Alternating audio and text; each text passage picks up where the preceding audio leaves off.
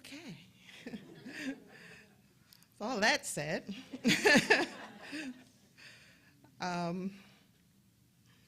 yes, I'm grateful to be here.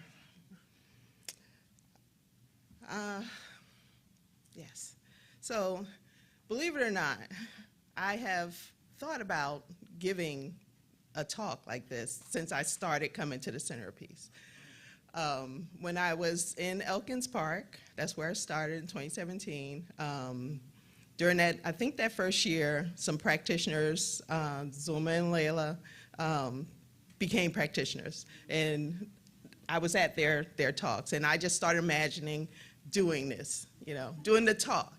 I wasn't convinced that I wanted to be a practitioner. I was just imagining being up there and, sharing. And I even, as I was reading the texts and books, I was underlining things saying, and put a note, talk, for the talk, so I could come back to it.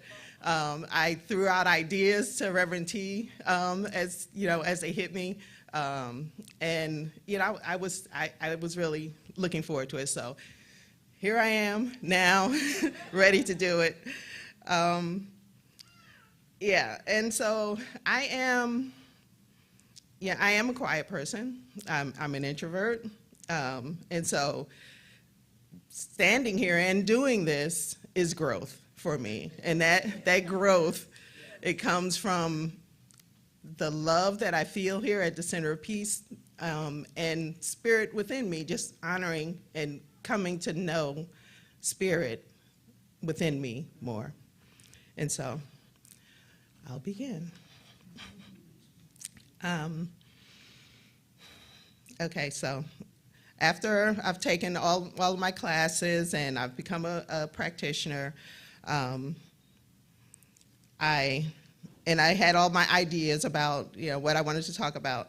What it really boils down to is two spiritual principles. Spiritual principle number 5, because it's one that I understand, I have clarity on, and spiritual principle number 9, which is a challenge for me. And I will read those. And luckily I had this paper today. I'm going to read all of the information on the sheets. There's a couple of different columns here. But number 5, we believe the ultimate goal of life to be a complete freedom from all discord of every nature, and that this goal is sure to be attained by all. And the law in alignment with science of mind, the laws are the law of love, law of divine order, law of creativity, and the law of forgiveness. And then the interpretation for that is personal freedom. I can choose to be happy regardless of my circumstances. Gratitude is intrinsic in the choice to be happy. And the non-jargon language, I cannot change the world. I can only change myself. Yet I can be an inspiration to others. Peace begins with me.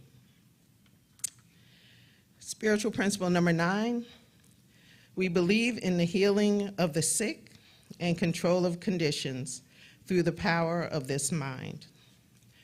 And the laws in alignment with science of mind are the law of correspondence, the law of creativity, and the law of reciprocity.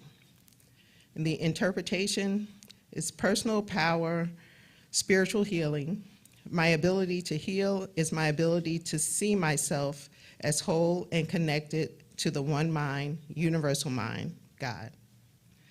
And non-jargon, I am perfectly whole and complete. Any perceived illness is a result of my thinking. Therefore, when I change my thinking, I change my condition. So, when I prepared for this, I was going to just kind of put bullet points on the page, and then I decided that I needed some more things in between the bullet points, so hopefully this works out for me. So with those spiritual principles, the other thing that comes to me for this talk is music, it's lyrics. So there are two songs that, that speak to me. They're kind of dance song. If you know me, you know I like rap, I mean not rap, house music. And these songs are kind of house music, maybe a little disco. But the first one is by a group called First Choice, and the title is Love Thang, so Thang. So I don't know if anyone knows it. The other one is Double Exposure's 10%. And I'm gonna sing a few bars, because I want to. No, well, the first one is, it's Love Thing. So it goes, this ain't no game, it's a love thing, it's a love thing. So I like it because I sometimes think of life as a game, but you gotta have love in there. Double Exposure's 10% is 10% of something, 10% of something beats 100% of nothing at all. So, and I'll talk about both of these as we go, and you'll hopefully understand why they speak to me. So the first one, this ain't no game, it's a love thing. Sometimes I look at my existence in this world, and even the world itself, as being a game. To me, this idea was reinforced in Science of Mind classes and in other spiritual sources like lectures from Alan Watts. And if you know me, you know I like Alan Watts. He's a religious philosopher. In classes, I was asked to imagine my life without limits, to place myself on a stage and dream my best dream, and know that I can change it at any time. Alan Watts talked about playing the game of your life, but only in a way that you enjoy it. In both cases, they encouraged me to see the world that I live in as being created by me. Others are creating their world, and our worlds inform each other based on our individual thoughts and beliefs. It comes down to personal choice. I look at it as a game like Etch-a-Sketch. So I don't know if you remember Etch-a-Sketch, you can draw what you want on the screen, and when you're done with it, you want to change it, shake it, and start over again. So I can sketch what I want to manifest in my life. And when I choose to, I can clear the screen and sketch a different experience. I believe that life is like this game, basically. We all have our own screens and are in control of what appears on them. Our screens, or life projections, come together and form common beliefs. This is what Science of Mind calls race suggestion or consciousness. And from Science of Mind, page 624, the definition of race suggestion is human beliefs operating through the mentality of the individual, the tendency to reproduce what the race has thought and experienced. This race suggestion is a prolific source of disease. These accumulated subjective tendencies of the human race are operative through any person who is receptive to them. So what you believe manifests. This can change the game and make it feel like we have less control. But in reality, we still have the same amount of control over what manifests in our lives. We are always at choice to believe or not believe something, regardless of how many people believe it. So a whole country of people can believe something, you stand in your belief. It feels more difficult to let go of a belief that's been handed down for generations, compared to a thought that just pops in our mind today. But I believe it's possible. And Science of Mind says that there is no big or little. And if you look in Living the Science of Mind, there's a chapter that starts on page 239, goes to 244, called How to Create a Chain Reaction, that talks about this. So the song lyric, "This ain't no game, it's a love thing," helps me to remember that even in my free choice of how to play the game, it is more harmonious for me to know that beyond the game, deeper than the game, it is a love thing. When I'm expressing myself without the consideration of love, I'm opening myself to experience discord. Discord in any way you can imagine. Fear and all its manifestations, insecurity, anger, isolation, control, my way or the highway. That's how me not expressing as love shows up in my life. And once I've placed myself into those loveless states of mind, which I do find myself on occasion, my favorite spiritual principle, number 5, freedom from all discord, helps me to climb back out of that hole. It reminds me that I am the one that is generating the discord, and that I have a choice, and that as a unique expression of spirit, as we all are, I am the only one with a choice concerning my experience. I believe that this is true. I can let others influence me, but what I choose to think and believe is what manifests in my life. I choose to believe that complete freedom from all discord of any nature is mine. The other song that I mentioned comes into play, especially when I'm climbing back out of a hole that I've placed myself in. So 10% of something beats 100% of nothing at all. The song is actually about romantic love and settling for what someone is offering you, even if it's not enough. But I started thinking about the 10% in the way that the Bible talks about having faith the size of a mustard seed. So even though I think that I am at choice, and in all areas of my life, I don't always truly believe it.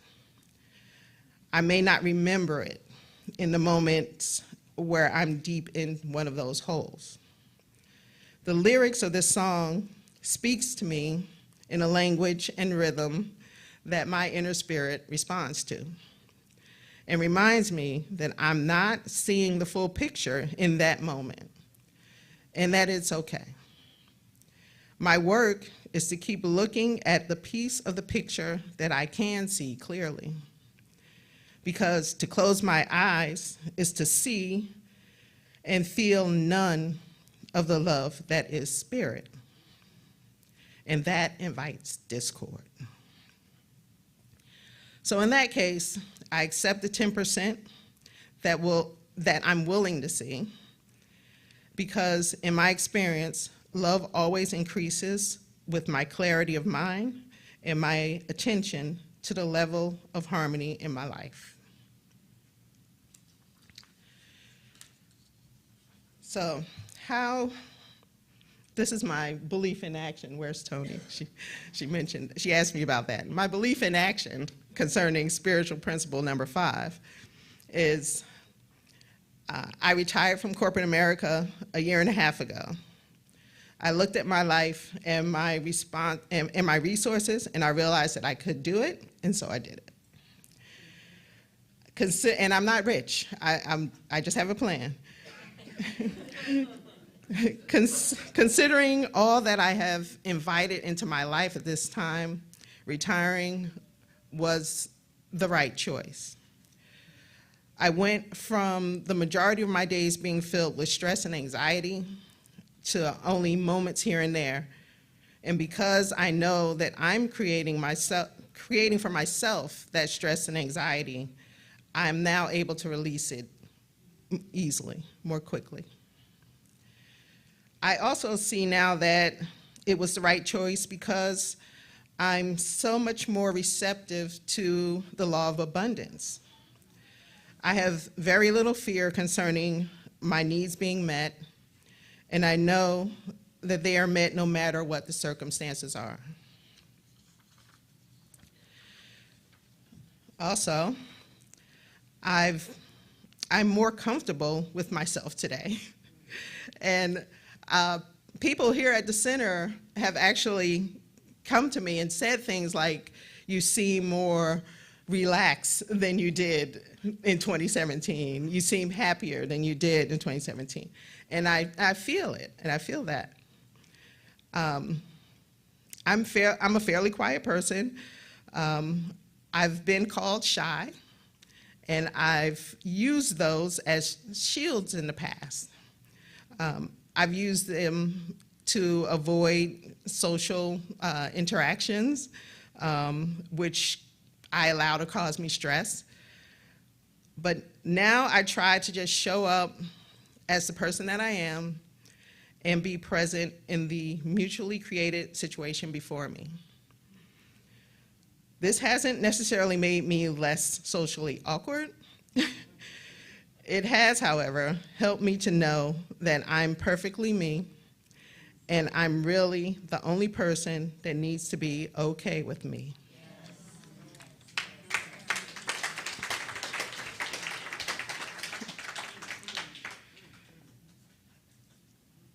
This next point is referring to my sister and my relationship with her. So spiritual principle number 5 shows up in my relationship with my sister. I choose to let love lead this relationship.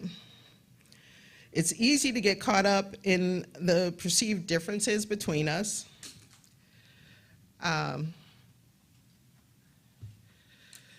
There's a difference in faith. She's straight, I'm gay. She's married with kids, I'm not. And we can both be pretty opinionated. We've had our disagreements, but hanging on to the resentments is very disharmonious. I am not inviting discord into my life any longer. I want my sister to be my sister, and so my work is to honor her beliefs and my own. And so it is.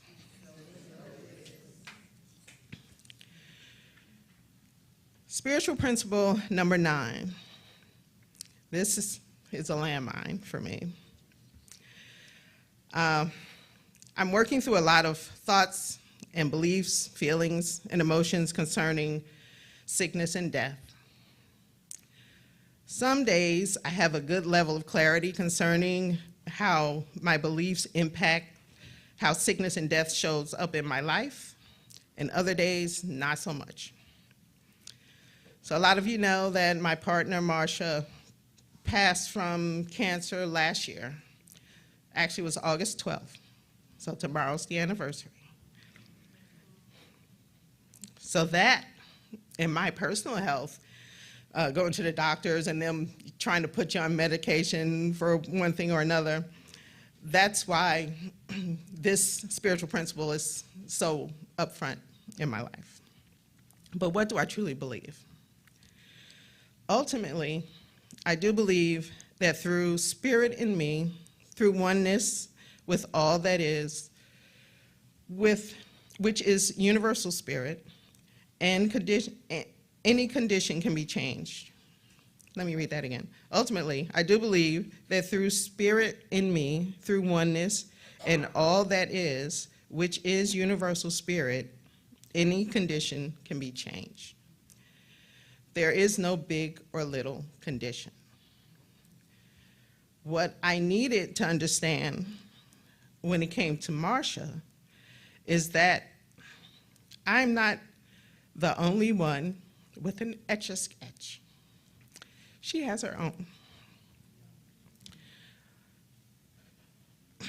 My work is to stand in my beliefs, examine them, and choose again when they do not serve me. In deciding what no longer serves me, my work is to open my mind and my heart and to let love and harmony guide me. I know for sure that when I am not feeling connected to people and discord is anywhere in my life, that I am believing something that does not serve me. I want to live a love-filled and harmonious life in all areas. I believe that at least part of what I've said yes to as a practitioner is to point out to others that they can choose to live the life of their dreams. My mistake with Marcia was that I tried to take her Etch-a-Sketch and the Etch-a-Sketch of anyone around her that presented an image for her that was different than mine. And I tried to do this without having a clear picture of my own beliefs. And so I continue on my spiritual path. I believe that sickness and death are conditions that spirit can control. And I believe that we are all manifestations of spirit, endowed with all the abilities of spirit. My existence in this world is essentially an expression, or our existence in this world is essentially an expression or effect in the mind of spirit.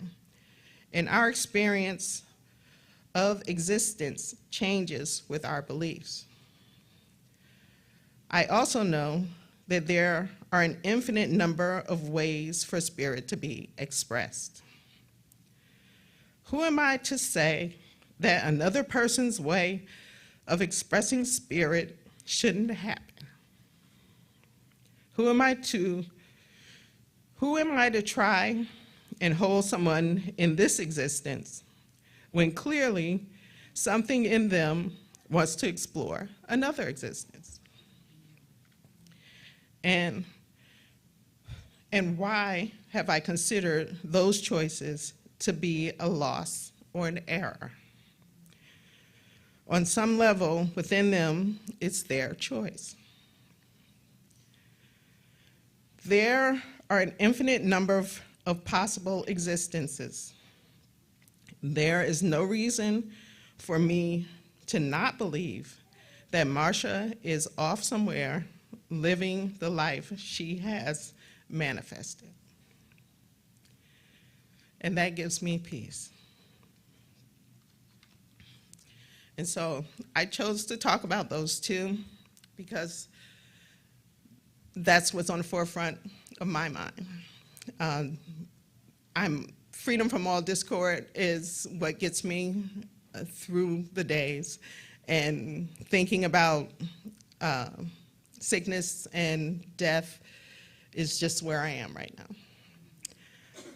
And so it is. That's all I have.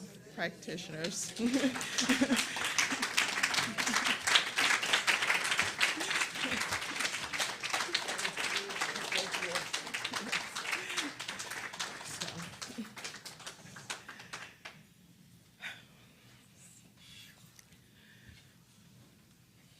So just knowing that spirit is everything that you can imagine. Every form, every being is spirit. Spirit brings us love, peace, and harmony, joy, and laughter. We are all one with all that spirit is. We are one with its purity and peace, its kindness and warmth. And I know that the freedom from discord is everyone's right. I know that sickness and death is a part of what occurs in this existence, and I know that we're all at choice in how we receive it. And so I am grateful. I'm grateful for this teaching, this opportunity, this family, and knowing God more and more each day. And so I release these words into the law of mind, knowing that it is done, it is complete. And together we say, and so it is. And as you move forward this week, remember to breathe, hug yourself, and know that it is a love thing. And so it is.